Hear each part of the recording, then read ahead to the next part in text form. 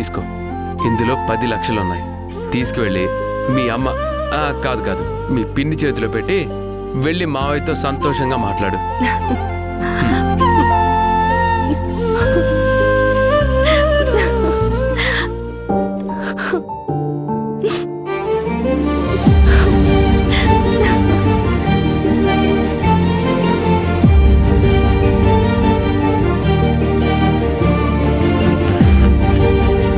అక్షయ, ఏంటిది చిన్నపిల్లల?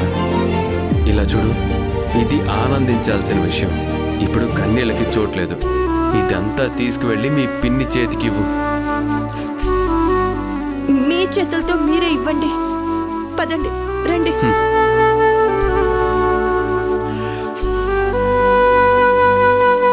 అత్తయ్య గారు, ఆ రోజు కుబేరస్వామి సాయంత్రం 5 డబ్బు తిరిగివ్వాలి, లేదంటే నీ ఆఫీస్కి వచ్చి నీ పరువు తీస్తాను అనడం వల్లే వేరే దారి లేక బయట డబ్బు అడ్జస్ట్ కాక మిమ్మల్ని నా వాళ్ళు అనుకున్నాను. కాబట్టే ఆ స్థలం పత్రాలు తీసుకురమ్మని అక్షయ్తో చెప్పాను. అంతేకాని ఆ స్థలం లాగేసుకోవాలనో మళ్ళీ మీకు దక్కకుండా చెయ్యాలనో నేనెప్పుడూ అనుకోలేదు. కానీ మీరు ఆ పత్రాలు అడ్డం పెట్టుకొని ఒక కూతురు తండ్రితో మాట్లాడకుండా చేశారు. అది నేను ఊహించనిది.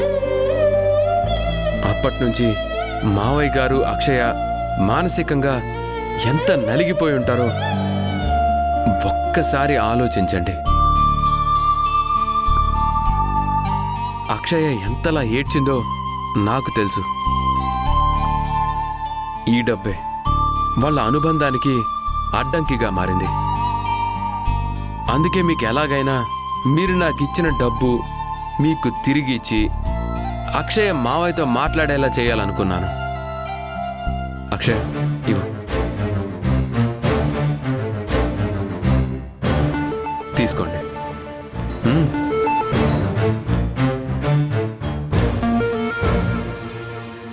అక్షయ, వెళ్ళి మావయ్య గారితో మాట్లాడు.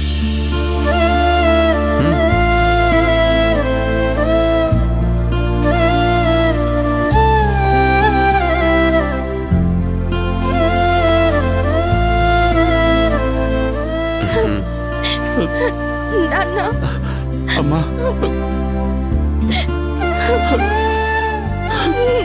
అమ్మా, నాన్న.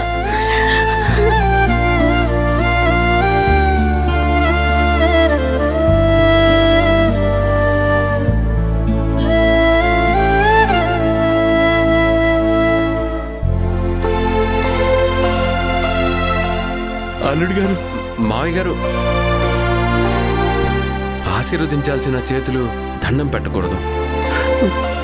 అక్షయ్ మీతో మాట్లాడింది. నాకు అంతకన్నా ఏం కావాలి చెప్పండి మావయ్య గారు. థ్యాంక్స్ బావగారు.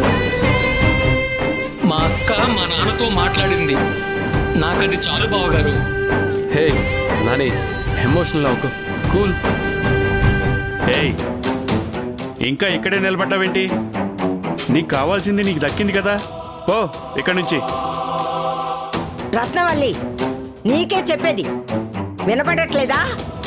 కడుపును పుట్టిన బిడ్డల కంటే నోట్ల కట్టలే ఎక్కువ అనుకున్నావు కదా.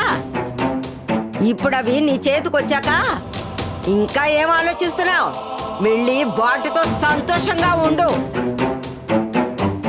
చూడమ్మా, డబ్బు మనిషి అన్ని అవసరాలని తీరుస్తుంది కాదన్ను. కానీ మన అనుకున్న వాళ్ళు పక్కన లేకపోతే ఆ డబ్బు కూడా మనకి ఆనందాన్ని ఇవ్వదు. నీకు అర్థమైంది అనుకుంటున్నాను.